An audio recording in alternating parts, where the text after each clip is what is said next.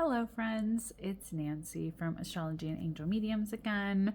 I am here trying to challenge myself and actually show up in the ways that I said that I would this month by posting a little bit more often on YouTube. So I hope you guys enjoy. As I stated in my previous video that I wanted to really connect with decks that maybe I don't typically use or that I don't always reach for, just due to my own sense of maybe not feeling completely comfortable with them. So I thought, what better way than to do a deck interview for a video and to kind of see what my decks have to say for me. So I'm gonna just do two decks today. Maybe, I don't even know if I'll do both, but I would like to start working with the Hermetic Tarot, which is this one, based on the Golden Dawn, the Order of the Golden Dawn. And I thought it was by the Aleister Crowley, which I don't think it really was influenced by that. That's the Thoth Tarot, which that's another one that I hopefully will start working with in maybe March, because I'm not ready for that one yet. But it has a very similar kind of vibe and similar concept, so I feel like they have more in common than like the Rider-Waite Smith decks and like the other kind of like traditional decks that we use. So what I like to do whenever I get a deck, or whenever I haven't really used the deck for some time, is I like to do something called a deck interview. Now you can find deck interview spreads all over the internet, Pinterest, TikTok, whatever it is that you use. And there are so many options to utilize. So I used to use just a very simple like 4-card one to kind of see what's up and see how I felt about a deck, or kind of like what was going on there. But I'm also going to maybe, actually I think I'll just do my friend the Hermit's Mirror on most channels, I believe. Yeah, so that's Hermits and then Mirror, like reflection. And so he has one that is a 7-card spread that I think I will be kind of tuning into and kind of seeing, because I think that'll kind of help me understand this deck a little bit more versus just like a traditional 4-card spread. So the very first card is, let's see what we pull. All right. So what major lesson are you here to help me learn? And so here we have the Last Judgment. We're off to a fun start so far. All right, so through which divine energy can we best communicate? So that is going to be card 2, and that is placed up here. So here we have the 3 of Wands. This card is chasing me around this month, huh? Next to that, we have, in what area can you aid me to help others? That is going to be the 5 of Wands. Do y'all see why I am struggling with this deck already? Okay, so card number 4 will be, in what area could your guidance be easily misunderstood? So this is card number 4. This is the Chariot. I feel like I'm pulling very similar cards every time I sit down to do a YouTube video. Card number 5, what can I do to keep our communication clear? And this is the 7 of Cups, which that is, so far, this is feeling very muddled. All right, so card number 6 will be, how can I use your guidance for the highest good? And that's going to be over here. Sorry, these are kind of like stacked a little bit. So here we have the 7 of Wands. I'm not thinking that these need to be reversed. So, and for the 7th card, how will I know when we're ready for a new lesson? And that is going to be the 8 of Wands. Okay, so I'm gonna just make sure that everything is in frame, because again, I can't ever tell if, all right, we're good. So if it's shaking, I'm sorry. Okay, so as we can see, there's some cards here that I probably typically would not really like to see for a deck interview, but this is why it's interesting to have maybe like a spread or a deck interview to kind of get a feeling for like what works, what doesn't work, how to you know, utilize the energies of that deck. So let's see. All right, so we're going to put these guys off to the side. I had this one up here, but I don't even know if I'm going to use it today. So we're going to see, because this is 7 cards and that's kind of a bit. And since I'm not familiar with this deck, so we're going to see what it says for Judgment, the Last Judgment, which I'm assuming is a similar and like vibe as the Judgment card and traditional, like the traditional tarot that I'm used to. So this is the Spirit of Primal Fire. So this card refers to the elemental path of fire, a bearded angel. Where do you see that? Oh, there he is.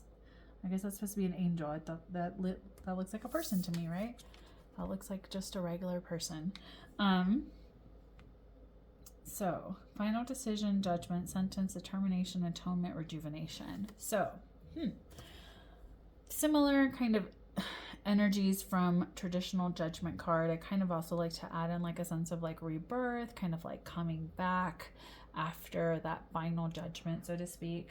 So with this being the what major lesson are you here to help me learn? This is talking about the Spirit of Primal Fire, and it's about making decisions, judgment, sentencing, determining, and atonement, as well as rejuvenation, which I think that would make sense as far as like I'm trying to understand how this deck works. I want to connect to it further because I feel like it's much more multifaceted and layered than a Rider-Waite-Smith deck would be. Not that there's anything that completely different. I just feel like this symbolism, the imagery on this is a little bit more advanced in some ways. It's not as simplistic, and I do really appreciate having multifaceted areas to kind of dive into when it comes to like my tarot study and my tarot practice. All right, so card number 2 is this little guy up here, which is going to be through which divine energy can we best communicate? So wands to me are all about like momentum, movement, passion, spiritual, which makes sense because I kind of look at this deck as a little bit like a more advanced spiritual deck. And it's not to, again, this is not to shit on. I love Rider-Waite-Smith decks. And so this isn't to say like, oh, this is like way more whatever. But I feel like because it is something that is going to require more effort from me personally, I think that this is good for me. So I think that this is talking about kind of that advancement of I have to kind of get out there, I have to really explore, I have to dive in.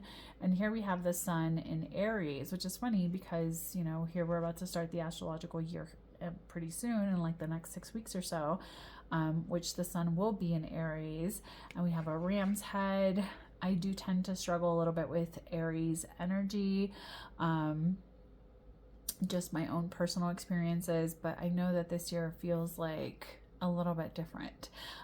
So I think that this is kind of telling me like, hey, maybe I would communicate better through that kind of spiritual force, through being more like, if we look at Aries energy, more of like what I am and like my personal journey versus me utilizing this deck for a client, so to speak, if that makes sense, which is interesting because I have not used this deck for clients. I do use separate decks for my client work versus my personal journey stuff. And like I said yesterday in the video that I did about like decks that I was going to use, what I use for my personal journey is always the Relative Tarot. I've just really connected with the energy of this deck, and I've used it so much for like my ancestral tarot journey, for my shadow work journeys, things like that. So I think it's interesting that this card's kind of saying like, okay, we're here to do more of like this like spiritual lifting, so to speak. All right, so card number 3. In what area can you aid me to help others? And that's this card. So here we have the 5 of Wands. Again, this is why I would struggle with kind of the energy of this card, because it says Lord of Strife. We have, you know, this looks like Saturn with a North Node placement on it. So I don't know. I would definitely look at this as like, this is hard. This doesn't feel like a very easy card to kind of get in this position. And I want to see what if it says anything about the Lord of Strife, because that is something I'm not super familiar with, is like these little subtitles that are on these cards. If you guys are like about this stuff and understand it, and you're like, what the fuck is this lady talking about? I get it. I don't know what I'm talking about half of the time anyway. So here we go. 5 of Wands. Oh, it just says that they cross each other. There's flames. It's the point of Saturn and Leo. I'm not seeing... Oh, maybe this is supposed to be a symbol. That doesn't look like Leo. That looks like a North Node. Usually Leo is just like a little like squiggle. Okay. So the other 2 wands crossed have a cycle. I don't know if that's how you pronounce it. Don't come for me. English is my second language. At the bottoms of the 2 wands are crocodile heads.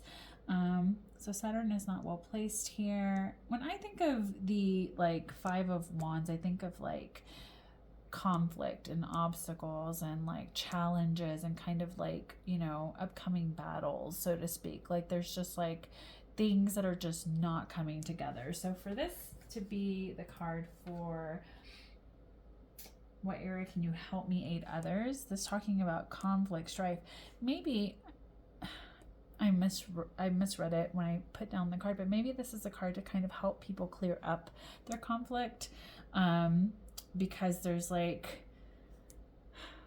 maybe it's like very much like a truth-telling deck, and I think that that sometimes is very necessary and needed, especially with some questions or some queries or even some querents that tend to be very like narrow-minded or narrowly focused on what they desire versus like what the universe is kind of trying to tell you here.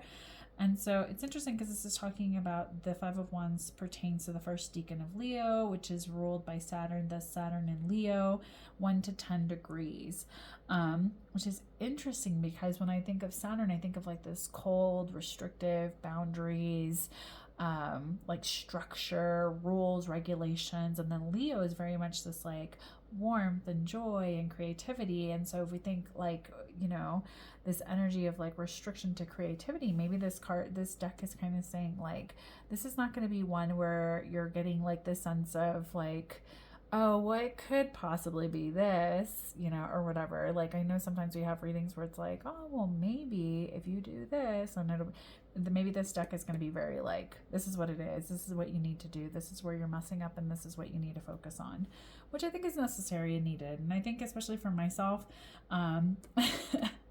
I tend to not always be very clear with myself as far as like what's going on with the deck.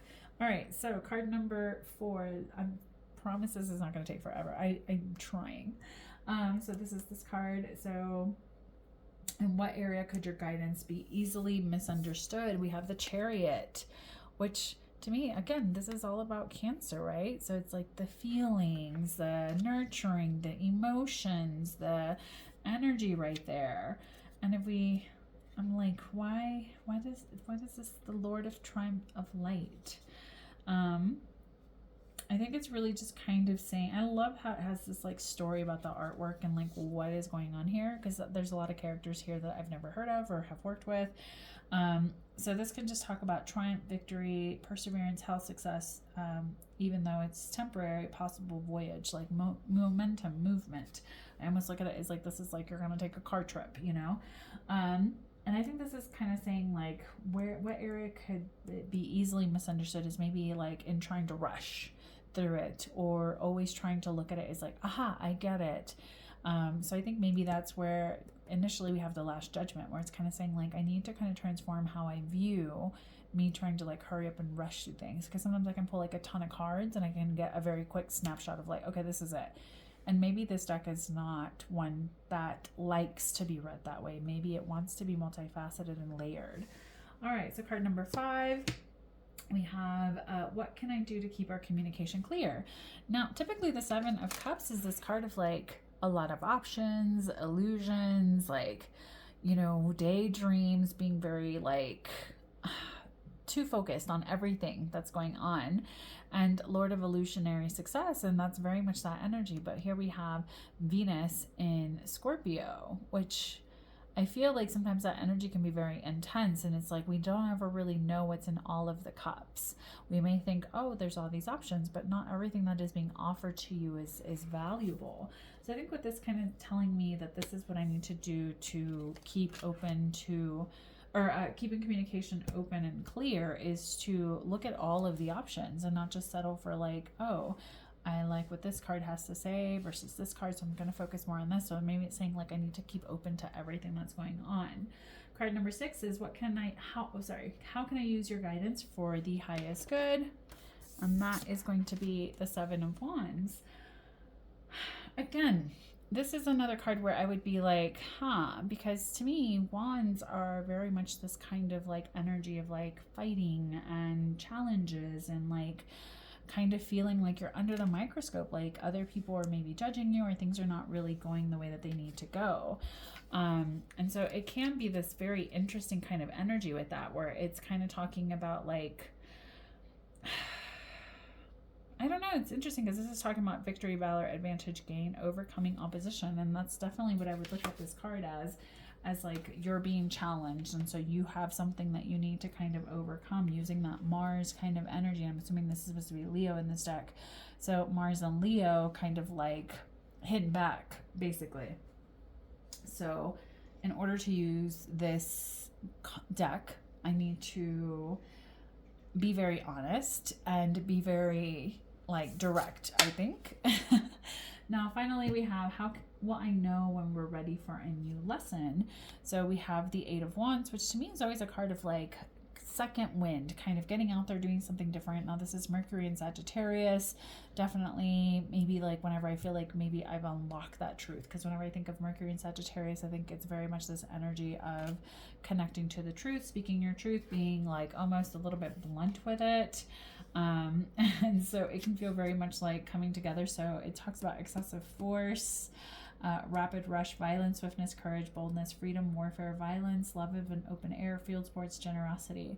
So it's interesting that traditional like Rider-Waite-Smith, it's like, oh, you're getting your second wind, everything's good. And this is more like aggressive. It's more like, hey, like it's not always going to be so nice and fluffy. So I think it's interesting. So I would definitely look at this kind of spread as, I think this deck is really going to challenge me, but I think that maybe it's asking me to be more open-minded to how I'm receiving this guidance. So I think that's all the time I want to spend on this today. Let me know what you guys think. Do you guys use a deck interview? What is your favorite deck interview to use? Are you usually pretty like in your head about it like I am about this? Or is there anything that like maybe you utilize to kind of connect more to your deck? So let me know. Have a good one. Take care. Stay safe. And as always, make good choices.